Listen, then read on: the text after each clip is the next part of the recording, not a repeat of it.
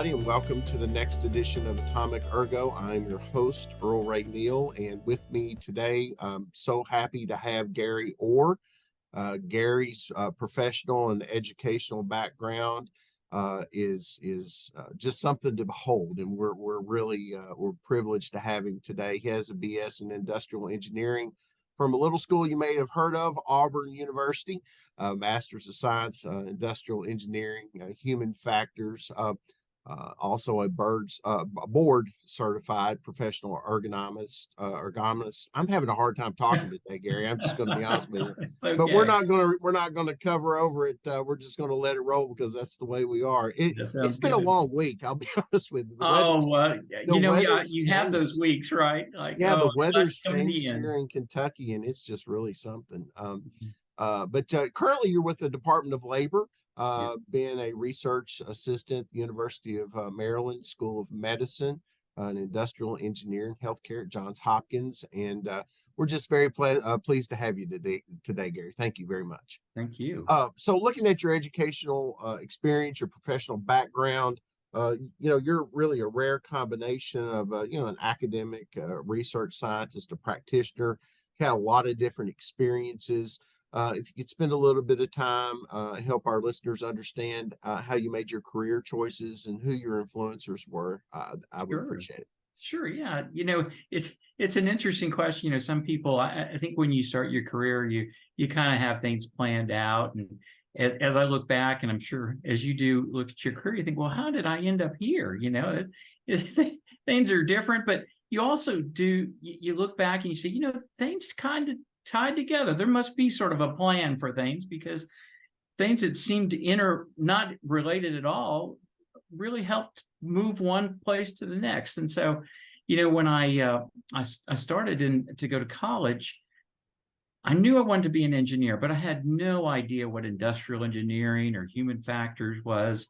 And so at Auburn, and like a lot of colleges, engineering colleges, you have to take a variety of engineering courses just to sort of see where you're at. And I thought for sure I was going to be a civil engineer, build bridges, roads, and those kind of things. And one of the professors came through as a human factors engineer, and he was explaining what it was about. And I was so intrigued. I said, we're looking at applying the laws of physics to the way people interact with their work. And I was intrigued, and always have been. But for me, it's always been a great tie-in with industrial engineering, because as an industrial engineer, I look at work and I try to analyze why people do what they do, how they can be more efficient. And human factors is such a big part of that. So it's really, I've gone to a lot of different places. I know at one time my dad thought, is this kid ever going to stay in one job or not? But it's been a nice pattern of a lot of different jobs that have kind of led me to here at Department of Labor and OSHA. Okay. At what point did you decide that your career was going into health and safety? I've always been very interested. Like I said, the industrial engineering side is a little more of the efficiency side. And I guess it was probably in the late 80s, early 90s, when I had an opportunity to look at human factors and ergonomics specifically.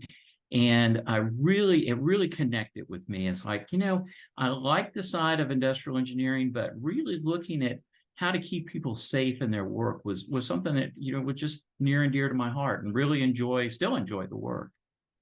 Our CVO, Steve Davis, told me that you just returned from the Human Factors and Ergonomic Society conference. How was the conference? What did you learn? What did you teach? And if you don't mind, explain to our listeners what your take on the difference between human factors and ergonomics might be. Sure. Yeah, the conference was great. It was here in Washington, D.C., so it was local for me. It was a nice conference. And I've been going to this conference for about 40 years. So now it is not just a conference to go to, but people that I see. And we talk about their families and their children and their grandchildren. So it's a lot of catching up. And the two big things at this conference were exoskeletons and artificial intelligence. I think those are what it looks like we label industry phases, and we're in industry phase 5 and probably into industry phase 6 fairly soon. And there's a lot of discussion about those being the primary drivers of what's going to happen in industry. And so let me talk a little bit about your question on human factors and ergonomics. When I was in school, human factors was the word we used. We talked about that. Human factors had a lot of people from psychology, industrial psychology, looking at the interaction between people's cognitive side, so how you think about work and what you do through that process as you interact with people. But we also looked at the physical side. So we looked at biomechanics and the way people move and their capabilities. In Europe, it was a different story. The word ergonomics was the primary word. And so we sort of saw the differences, human factors here in the US, and in Europe, we saw ergonomics. Well, as we started to work on the standard, I first started working on an ergonomic standard in the US in 1994, and we called it an ergonomic standard. And so the word was kind of new, and at least for a lot of Americans. And I remember the Secretary of Labor at that time was Secretary Reich. And Secretary Reich said, I like what you guys are doing. It's really important. But this word ergonomics, I'm not so sure about. And so we tried to convince him that was probably the right word to use. And so it's really stuck. I mean, as a matter of fact, it was called the Human Factors Society at the time. And I think people in the field wanted to use the word ergonomics because they didn't associate it with human factors. So now we see it's the Human Factors and Ergonomic Society. So it's, I think we use both words. Sometimes people think of ergonomics as just the physical side, but I really think whether you're talking about human factor or you're talking about ergonomics, you're really talking about that whole person, the person's thinking, how they cognitively look at a job, and also the physical aspects of the job. This question I ask nearly every single guest that I have, and Steve really loves for me to throw these numbers out. There's 77 million boomers born between 46 and 64. They're reaching retirement age at a rapid pace, about 1 every 8 seconds, which is about almost 11,000 a day. So along with this demographic comes these, the disease of natural aging, arthritis, things of that nature. So what do you think the employment community should be doing to accommodate the population? As you know, many states, even, the arousal pre-existing conditions are compensable under workers' comp law. Mm-hmm. So what's your take on that? As we all know, we're seeing that shift of the age, where the working population is, the age of the working population. And you're right. I mean, one thing that we learned during COVID, before COVID, there was a lot of discussion about older folks, staying in jobs, and younger people couldn't move up because these older people wouldn't retire. But in COVID, we kind of learned we need a whole lot of people in the job. If we start saying, well, we want anybody over 60 or over 70 out of the workplace, there's a lot of jobs that don't get filled at that point in time. So the question then is, well, how do we change the job? And this is when we talk about trying to add diversity to the workforce, that's exactly what human factors and ergonomics is about. We've always looked at if the person's tall or the person's short, if the person's left-handed or right-handed, what do we do with the job so that we can accommodate that? Well, now we look at an aging population. We see, well, there's some strength issues. There's some mobility issues. There's even some cognitive issues. So how do we design work so that those folks can do the job? And what I find is that when we do make those kind of accommodations, we also make the job easier for everybody else, because a lot of people have said, whew, boy, I have a hard time remembering those steps. Well, maybe we make the steps easier, or we try to make some kind of a sequencing that makes it easier. And the person who's younger, who doesn't have, a cognitive issue, goes, wow, now it's easy to remember. So I think, well, just doing ergonomics just makes it easier for everybody. I call it institutional knowledge. All this gray hair on my face. I have in my job, I see young folks come in and they're all excited about their careers, and and I just sit there and think, 30 years ago, I'm like you. 30 years ago, I was pretty excited about it as well.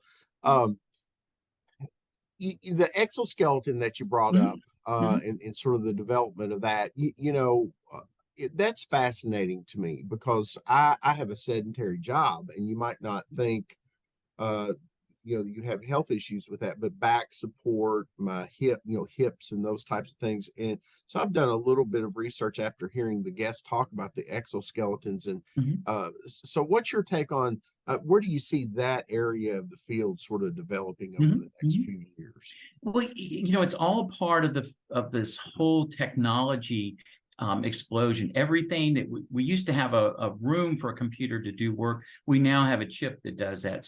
So much can be done in a small area that we can now help people do a job with small electronics, small processors that you can actually wear. And so it makes possible a lot of things that weren't possible 15, 20 years ago. The thing that we always have to be really careful about, and this is with any technology. So somebody has a great idea, they enter a new, they put a new technology in the market. They're so excited about getting that technology in the market, they don't spend a lot of time trying to figure out, how does the user use this particular technology? Does a driverless car, is it really driverless? And so we start to understand that, yeah, the technology's there, but we really need to focus on how does that technology fit the worker and the type of work that they're doing. So that's the kind of process that exos are in right now. Is they're a great idea, they have good applications, but they don't have just a widespread application. We just don't put one on somebody and go, hey, your job is going to be a lot easier now. At first, I was really concerned that we were going through another it was a long time ago, back belts were the sort of end all. If I could put a back belt on somebody, I'm going to end back injuries. And we realized that wasn't the case. Well, I think exos are not in that category. They do actually help. We just have to understand a lot more about where they help and how that user uses them in very special situations. You keep reaching pinnacles in your career. What would you like your legacy to be in the health and I've heard you ask that, and boy, it just shocked. It's like, I don't know. I have no idea.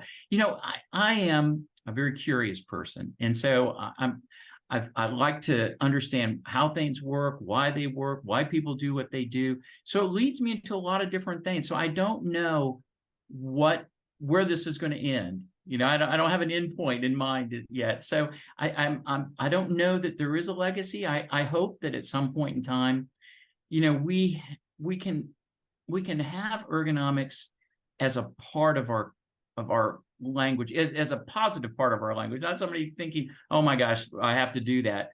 It would be really great if at some point we can turn the corner and people go, well, of course we do ergonomics. That's, why wouldn't we do that? That would be nice to have that, get to that point. So hopefully some of the professors at Auburn may hear that one of their alumni was interviewed, and they may show this to one of their classes. So I'd like for you to take this opportunity and kind of talk to those folks that are following you in your profession. What advice would you give to them about working professionally in the ergonomics field? Sure. So, I think you have to have a passion. You have to say, hey, listen, this is something I'm really interested in. I don't think if you go into this and say, gee, that's an area I'm going to make a large amount of money, that's probably not the right path for you. But if you're really interested in it, I think there are one thing that young people in the profession will ask me, they'll say, oh my gosh, don't you think that there won't be any need for ergonomics in a few years, 20 years? Can I really make a career out of this? And that they were asking the same questions 45 years ago when I started.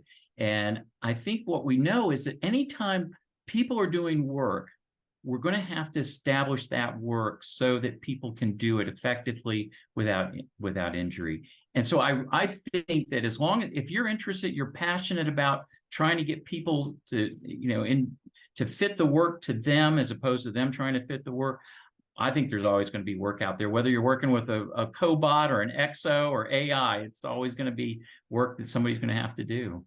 And I usually finish up with just an opportunity for you to use this as a platform if you have a charitable interest or anything of that nature that you'd like to pass on to our listeners. Is there a particular charity that you're interested in, Gary? Not particularly. With all the things going on in the world this day, I'm I enjoy the mission of the Red Cross. I think that they do a lot of great work. Sometimes you and I have seen a lot of things in the world, and sometimes you take a deep breath and go, wow, there's another one. Can we make it through this? And I hope we do. I'm sure we will. We will. Gary, thank you so much for your time. I really appreciate it. It's been You're very welcome. Thank you. insightful. I appreciate the comments that you had, especially to the younger folks that are coming up behind you in the profession. Folks, that's going to wrap it up for another edition. If you have any questions, have any suggestions for future podcasts, please leave those down at the comments below. I will warn you, if you leave a comment, don't be surprised if our Chief Visionary Officer doesn't respond to you personally. He reads every single one of them and does a great job of getting back to folks if they have questions or need directions about their career, those types of things. He also speaks a lot. So if you're looking for a speaker at a conference or anything of that nature, just contact Steve Davis, and I'm sure he can, he or one of the Ergonauts can come and fill your slot. So Gary, thanks again. Appreciate it. It's an open invitation. Anytime that you want to come back, just let us know. We appreciate your time, and that'll wrap it up for us today. Yes, sir. Thank you so much. You're welcome, Gary. Take care. You too.